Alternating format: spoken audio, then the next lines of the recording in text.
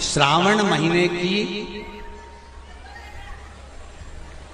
दोनों अष्टमियों में से कोई भी अष्टमी, यह भी जरूरी नहीं है कि सोमवार की ही अष्टमी थी। श्रावण महीने की दोनों अष्टमियों में से कोई भी अष्टमी को कितना लगाना है?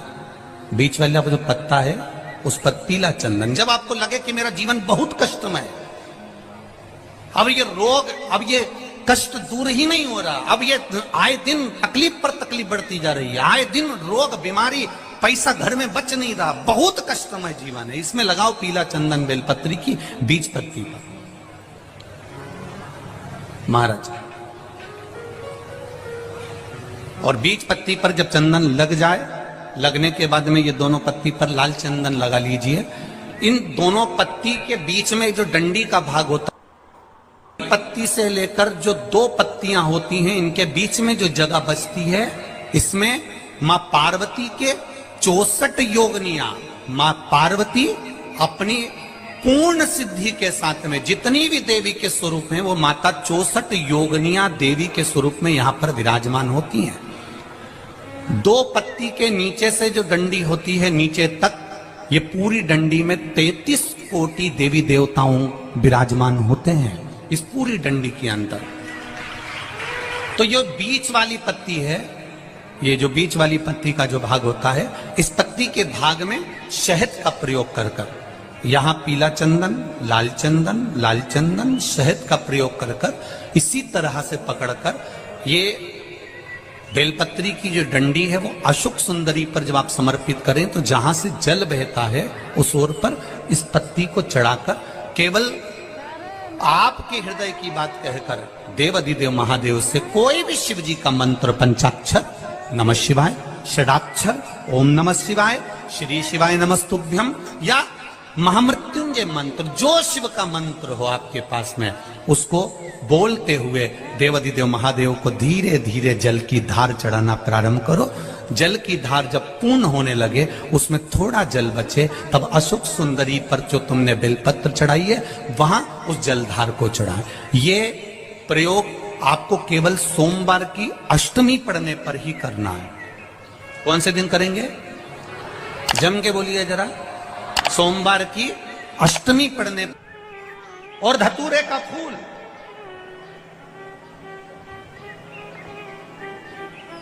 कांटे वाला धतूरा, और उसमें लगने वाला एक पुष्प। आस्था चैनल पर आप लोग देख रहे होंगे धतूरे के फूल का दर्शन। धतूरा और धतूरे का पुष्प, छोटा सा पौधा है, ज्यादा बड़ा नहीं है, कांटा लग रहा है, धतूरा लग रहा है, और उसमें भी साधारण धतूरा नहीं, जिस धतूरे के नीचे की डंडी लाल कलर की होती है, अगर वो सोमवार की अष्टमी को देवाधिदेव महादेव को समर्पित करी जाती है, तो उसके घर में कभी संपदा की कमी नहीं होती है।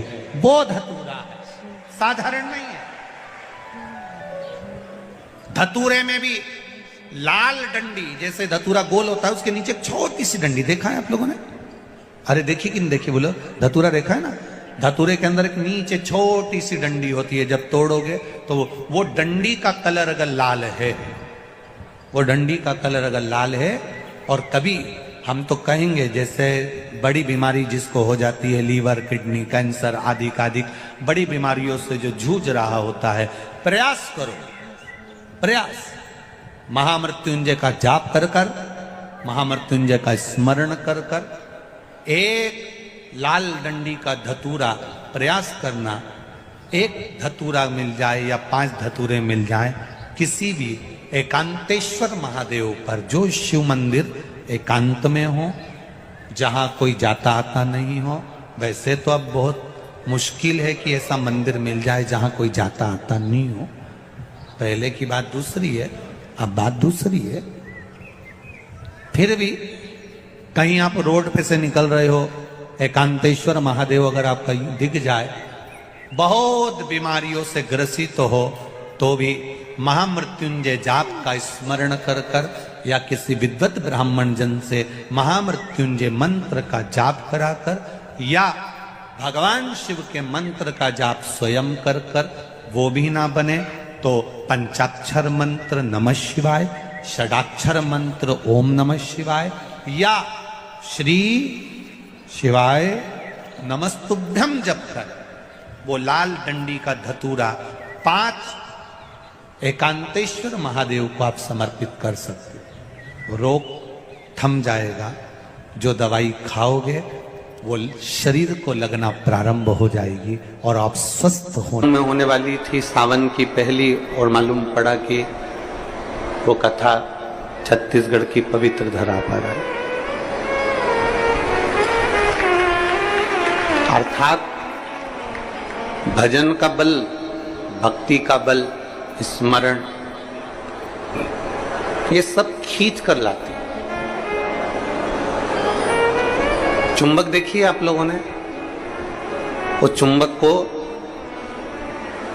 गंगा में रस्सी बांधकर गोताखोर डालते हैं और उसमें चिपकने वाला जो भी सामान होता है वो चिपक जाता है। लकड़ी नहीं चिपकती, कपड़ा नहीं चिपकता, प्लास्टिक नहीं चिपकता। वो चुंबक में जो चुंबकीय तत्व होते हैं वही चिपकते हैं।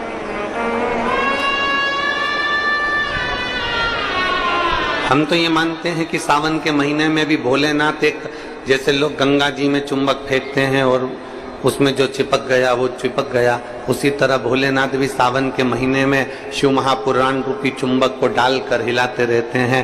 किसके भाग्य में है और कितने लोग चिपक सकते हैं ये उसी को मालूम है।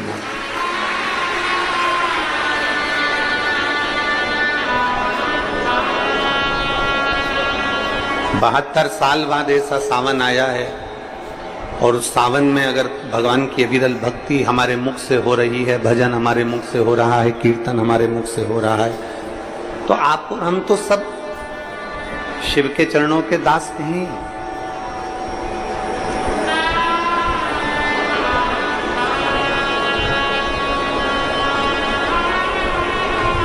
कहते हैं शिव महापुराण की कथा कहती है, नौकरी ऐसी होना चाहिए, सर्विस ऐसी होना चाहिए जहां जाने का मन करे। ऑफिस में तुम बैठते हो और दिन भर क्लेश मचे, फाइल तुम पढ़ते हो और फाइल उठाते से तुम्हारे को मानसिक टेंशन आ जाए, जरा जरा सी बात में चिंता खड़ी हो जाए तो वो ऑफिस जाने का मन नहीं करता, नौकरी पर जाने का मन नहीं करता। नौकरी ऐसी हो जहां जाने का मन करे और घर ऐसा हो जहां वापिस आने का मन करे। तो घर में अगर क्लेश हो रहा है, बहुत अशांति हो रही है, बहुत लड़ाई हो रही है, बहुत विवाद हो रहा है, कहीं सास का मुंह फूला रहे, कहीं बहू का मुंह फूला रहे, कहीं बेटे का, कहीं बेटी का, कहीं माँ का, कहीं पिता का, कहीं भाई, कहीं बंधु, इनके मुंह फूले रहे तो घर में आने का मन नहीं करता। पत्नी का दिन भर मुंह फूला रहेगा तो पति का घर आने का मन नहीं करेगा। माँ बाप का अगर मुंह फूला रहेगा तो बच्चों का घर आने का मन नहीं करेगा। नौकरी ऐसी हो जहां जाने का मन करे, मन करे आपका कि मुझे बड़े उत्साह से जाने। एक प्रश्न आपसे पूछते हैं, उम्मीद है कि आप लोग उत्तर अच्छा देंगे। हमने भी पढ़ाई करी, आपने भी पढ़ाई करी, हमने भी विद्याध्ययन करा, आपने भी विद्याध्ययन करा। जब स्कूल में पढ़ते थे, मैथ का सब्जेक्ट आता या साइंस का आता, इंग्लिश का आता, कोई सब्जेक्ट जब सामने आता तो कोई कोई टीचर इतना अच्छा होता था कि उसके सब्जेक्ट में भले मन ना लगे पर उसके सब्जेक्ट में बैठने का मन जरूर करता था। बोलो सही है कि गलत? बोलो सही है कि गलत? और कोई कोई टीचर ऐसा होता था कि उसके सब्जेक्ट में जाने का मन नहीं करता था।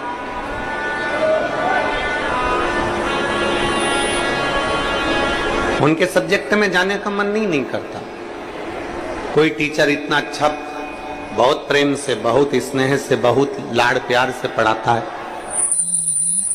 बहुत स्नेह से पढ़ाता है, तो उसके यहाँ जाने का मन कर जाता है। और कोई कोई टीचर ऐसा होता है कि वो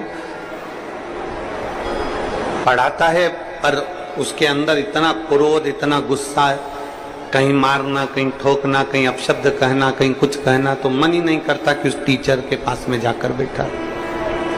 पढ़ना है आपको, सारे सब्जेक्ट पढ़ना है आपको, और प्रत्येक सब्जेक्ट को आपको तैयार करना है, प्रत्येक सब्जेक्ट आपको पढ़ना है, पर आप उस टीचर के सब्जेक्ट में नहीं जाओगे।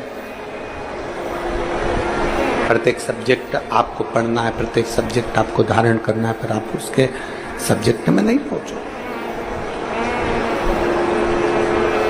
बस जैसे स्कूल में कोई टीचर अच्छा है तो उसके सब्जेक्ट को पढ़ने के लिए आप जरूर जाते हो, उसी तरह नौकरी ऐसी हो जहां जाने का मन करे आपका।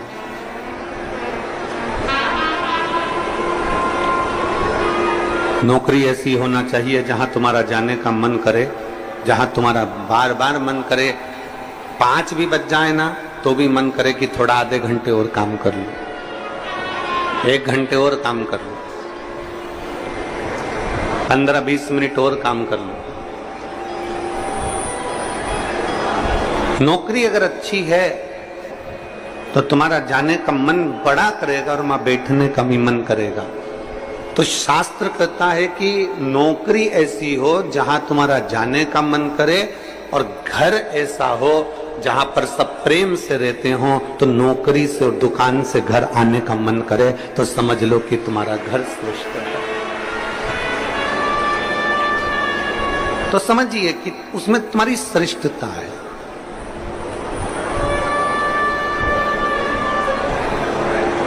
जरा जरा सी बात में अगर क्लेश हो रहा है, जरा जरा सी बात में अपशब्द बोले जा रहे हैं, तो वो श्रेष्ठता नहीं है।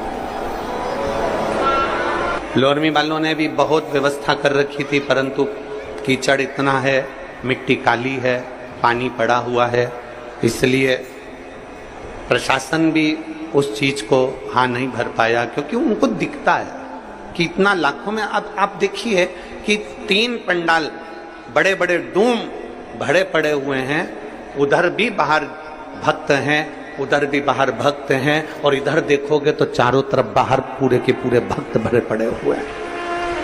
प्रशासन भी ये चीज देखता है।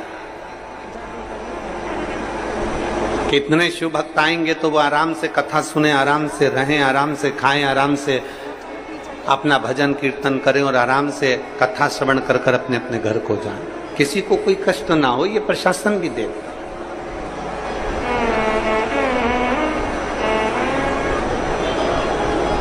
21,600 श्वास में से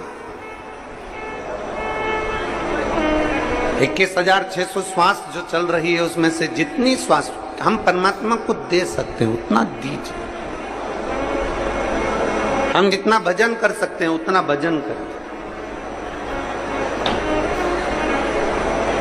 हम जितना स्मरण कर सकते हैं उतना स्मरण करें। और तेरी कृपा बिना न हिले एक भी अणु लेते